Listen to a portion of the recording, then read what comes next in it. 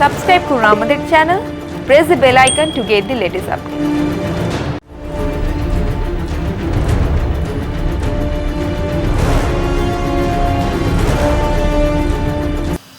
আজ আমার অতিথি বিশিষ্ট রাজনৈতিক ব্যক্তিত্ব, বিশ্লেষক এবং জনতা দল ইউনাইটেডের রাজ্য সভাপতি অমিতাভ দত্ত।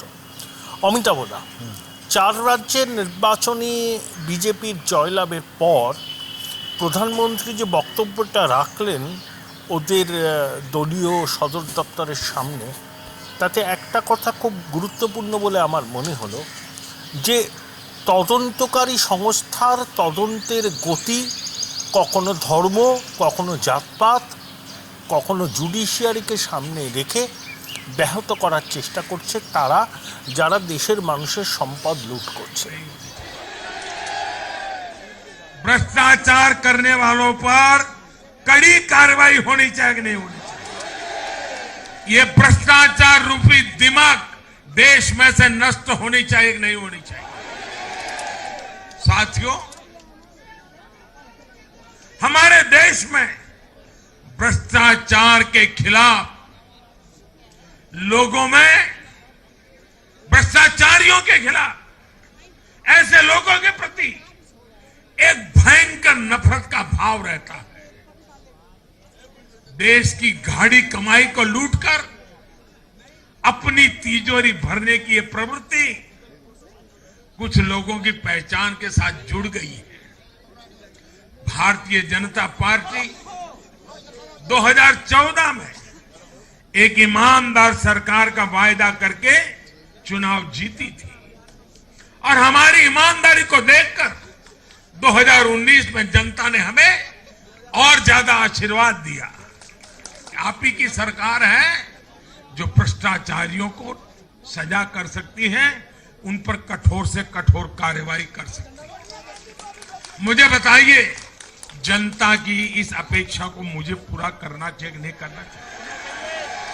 जनता, लेकिन आज हम देख रहे हैं जो निष्पक्ष संस्थाएं, जो पूरी तरह इंडिपेंडेंट है, वे अगर भ्रष्टाचार के खिलाफ कार्रवाई करते हैं तो ये लोग और उनका पूरा इकोसिस्टम अब भ्रष्टाचारियों की रक्षा करने के लिए उन संस्थाओं को बदनाम करने के लिए मैदान में आ गए हैं।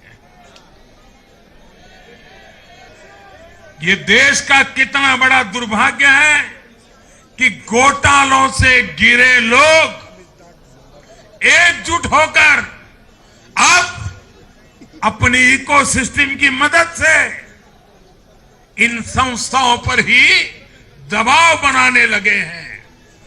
जांच एजेंसियों को रोकने के लिए ये लोग अपने इकोसिस्टम के साथ मिलकर नए नए तरीके खोजते हैं। इन लोगों को देश की न्यायपालिका पर भी भरोसा नहीं। हजारों करोड़ रुपए का भ्रष्टाचार करो, फिर जांच भी नहीं होने दो, और जांच करे तो उस पर दबाव बनाओ। ये इन लोगों की प्रवृत्ति है। और देश के लोगों को एक और बात पर मैं ध्यान देना के लिए आकर्षित करना चाहता हूं। ये लोग किसी भ्रष्टाचारी पर कार्रवाई होते ही उसे धर्म का रंग देते हैं, प्रदेश का रंग दे देते हैं, जाति का रंग देने लगते हैं। ये नए तौर तरीके शुरू हुए हैं। किसी माफिया के खिलाफ अदालत कोई फैसला सुना देती है तो भी उसे ये लोग धर्म और जाति से जोड़ देते हैं।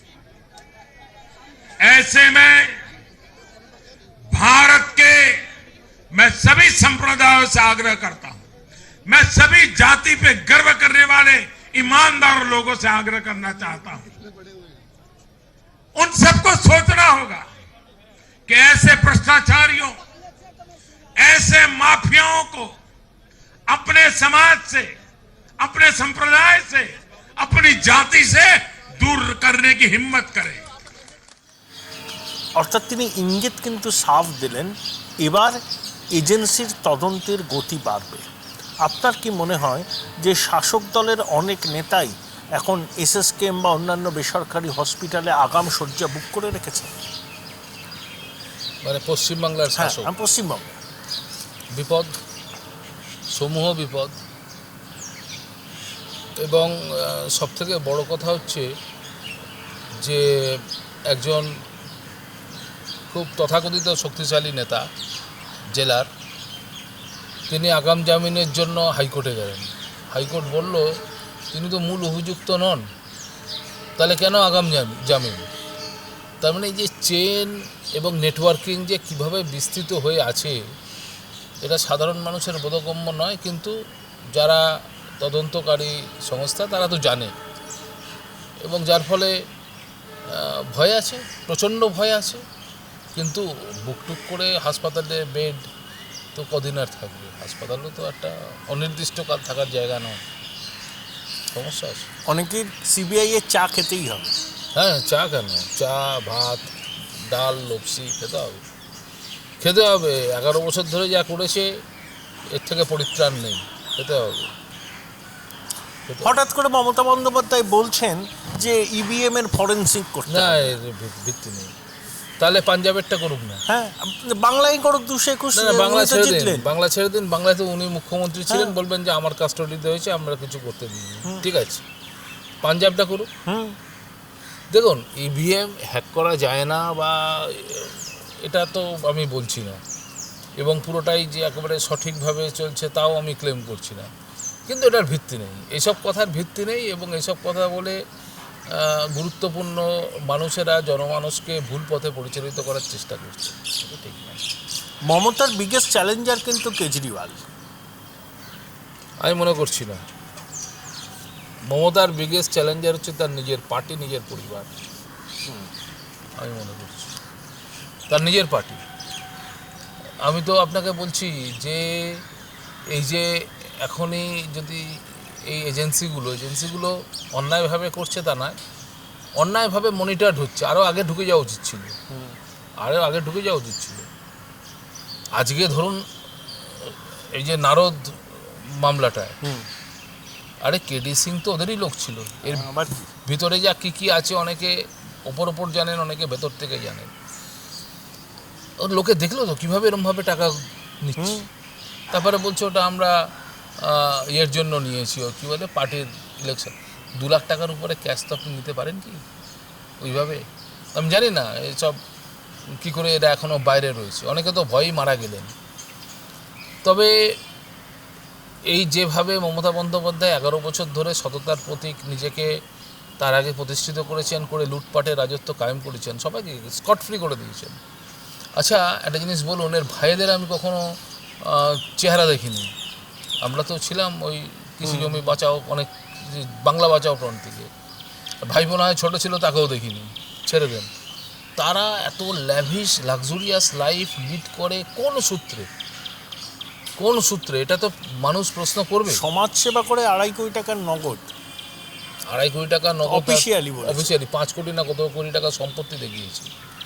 কোনো ভায়াবল কোনো সোর্স অফ ইনকাম নেই, ভাইদেরও তো নেই। তো ভাইপো, ভাইয়ের স্ত্রী, ভাইপোর কি ভায়াবল ইনকাম আছে? কোন কোম্পানিতে আছে? কি কাজ করে ও? সেই কাজে কখন সময় দেয়, তাই না? আমি রাজনীতি করছি, গোয়া যাচ্ছি, ত্রিপুরায় যাচ্ছি, ডায়মন্ড হারবার যাচ্ছি, সবই ঠিক আছে। সময়টা কখন দিচ্ছি আমি আমার কাজের জন্য? তাও আবার চার্টার প্লেনে যায়, চার্টার প্লেনে যাচ্ছি। এই যে এই ধরনের ব্যাপার চলছে পশ্চিমবাংলায়, এরকম কখনো হয়নি। মানে সেই ডক্টর প্রফুল্ল ঘোষ তো আমি শুনেছি প্রথম তৎকালীন প্রধানমন্ত্রী, তখন তো মুখ্যমন্ত্রী বলা হতো না, তিনি নাকি পুলিশের গাড়িতে করে সন্ধ্যের পরে ওই ব্ল্যাক মার্কেটিয়ার হোডার্স এদের ধরতে বেরোতেন।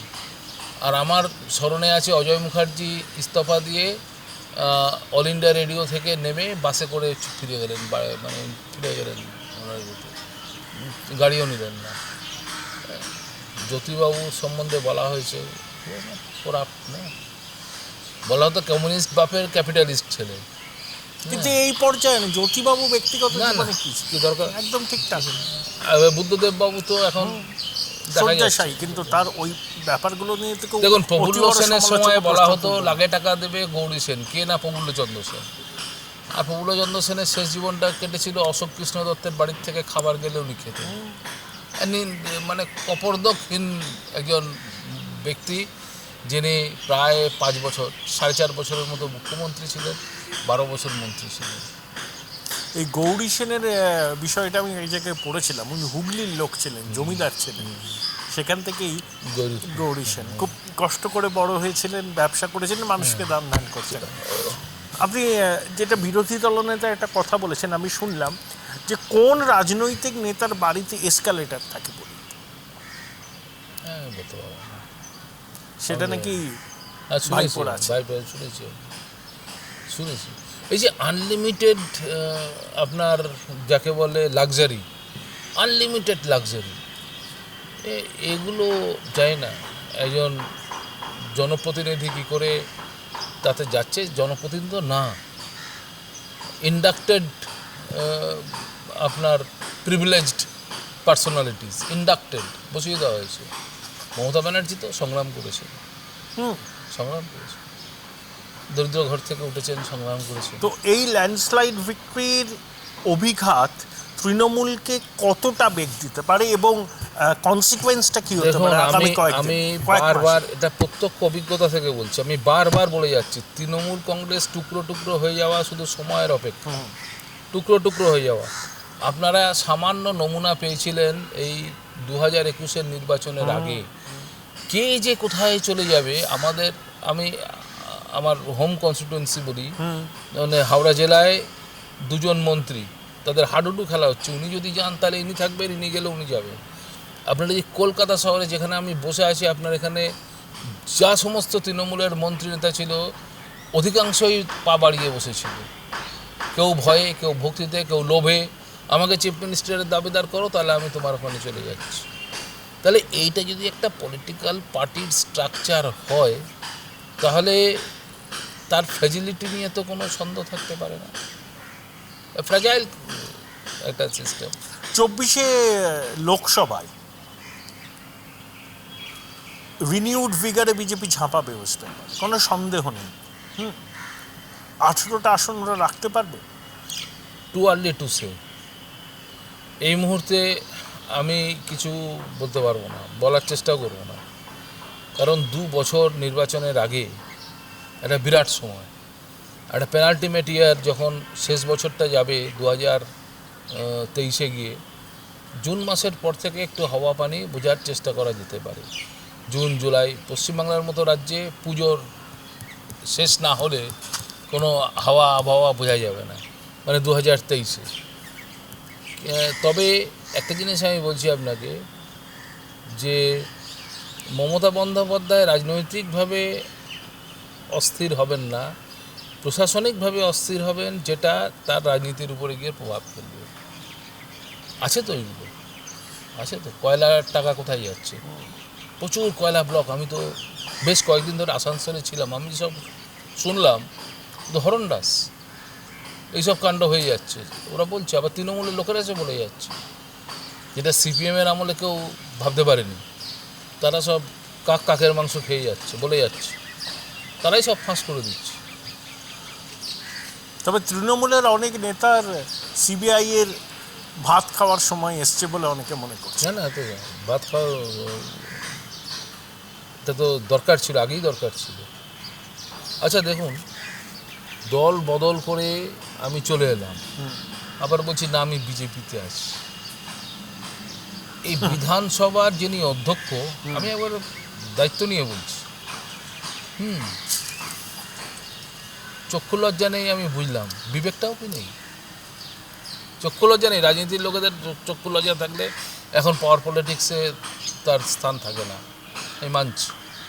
কিন্তু সামান্য একটা বিবেক, একটা তিনি তো ম্যান অফ ল, মানে লটা পড়েছেন, ল দিয়ে করেছেন, রুজি করেছেন, তো সামান্য ওইটুকুও থাকে না যে আমার ট্রান্সপারেন্সির কিছুটা আমি বজায় রাখি। হ্যাঁ বলুন দেখি কী অবস্থা। ঠিক, উনি তো মুখ্যমন্ত্রীর দিকে তাকিয়ে বসে থাকেন বলে অনেকে। মুখ্যমন্ত্রী কি ভাবছেন সেটা থেকে ওনার সিদ্ধান্ত। এটা তো রাজনীতি না, গোলাম নীতি চলছে পশ্চিমবাংলায়। বেসিক্যালি আমার একটা অভিজ্ঞতা আছে আপনার সাথে শেয়ার করছি চ্যানেলের জন্য। তখন লালকৃষ্ণ আডবাণী হচ্ছেন আপনার মনে আছে বোধহয় স্বরাষ্ট্রমন্ত্রী, তিনি এলেন তৃণমূল ভবনে মিটিং ডাকলেন। তো এনডিএ শরীফ আমিও গেছি, আমরাও রিপ্রেজেন্ট করেছি। একটা জিনিস আমি অবাক হয়ে গেলাম, সবাই মাটিতে বসল। এবং এটা আমরা শুনেছিলাম যে জয়ললিতা নিজে একটা চেয়ারে বসেন, বাকি ওর দলের সমস্ত লোক নাকি মাটিতে বসে থাকে, এটা শুনেছিলাম, আমি দেখিনি কখনো। তাহলে এই পশ্চিমবাংলায় এই ব্যক্তির একচ্ছত্র রাজ, ব্যক্তির রাজনৈতিক দল, নীতি আদর্শ বা ইত্যাদি ইত্যাদির ব্যাপার না, একজন ব্যক্তির, এবং সব তো গোলামি করছে। চাকরি করছে বললে ভুল হবে, গোলামি করছে। চাকরির তো তবু কিছু শর্ত আছে না, আপনি এত করবেন, এই পাবেন, তো গোলামি করছে। কী আছে এদের? এখন একজন মন্ত্রী এই যে বলেছিল না, ওই যে আমাদের ডেপুটি স্পিকার, কী নাম ছিল, সোনালী গুহ, হ্যাঁ, যে একটা পোস্ট, বাকি সমস্ত ল্যাম্প পোস্ট, সে তো ছায়াসঙ্গী ছিল। এখন কোথায় নেই, সে ঠিক আছে, বৃত্তের মধ্যেই নেই। সে হয় এরকম রাজনীতি হয়। অনেক ধন্যবাদ অমিতাভ দা। এতক্ষণ কথা বলছিলাম অমিতাভ দত্তর সঙ্গে।